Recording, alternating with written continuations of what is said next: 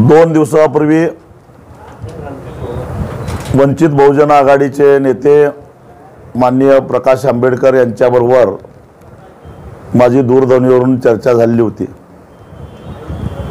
अर्थात ही चर्चा वंचितचे नेते सोमनाथ साळुंखे सर यांनी घडवून आणलेली होती आणि त्यावेळी बाळासाहेबांनी आम्हाला एक शब्द दिला की शिरोळ विधानसभा मतदारसंघामध्ये परिवर्तन महाशक्तीच्या वतीने स्वाभिमानी पक्ष उल्हास पाटील यांचे निवडणूक लढवत आहेत, त्यांना वंचित बहुजन आघाडीचा पाठिंबा राहील।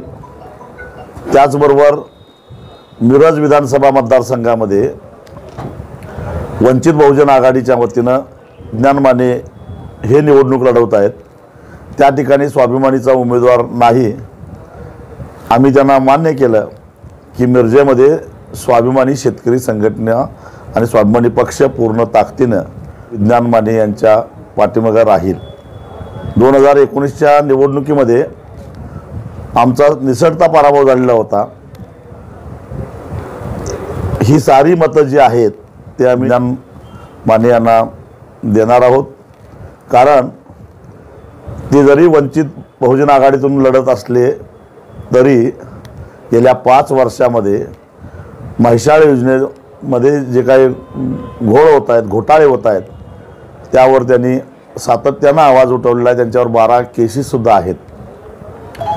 पाणी न वापरता शेतकऱ्यांच्यावर आकारलेली पाणीपट्टी असो किंवा ओव्हरफ्लोचं पाणी असो, त्या संदर्भामध्ये सातत्याने त्यांनी आवाज उठवला, म्हणजे एक प्रकारे शेतकऱ्यांना मदत करण्याचीच भूमिका घेतली आणि त्यामुळं हा पाठिंबा हा नैसर्गिक पाठिंबा आहे।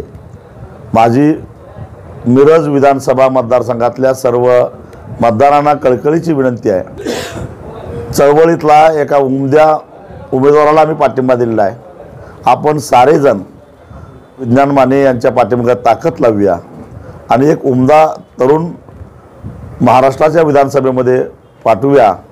प्रस्थापितांना धक्के देण्याची हीच वेळ आहे, आता आपण कुणीही मागे राहायचं नाही, एवढीच माझी मिरज विधानसभा मतदारसंघातल्या सर्व मतदारांना कळकळीची हात जोडून विनंती आहे।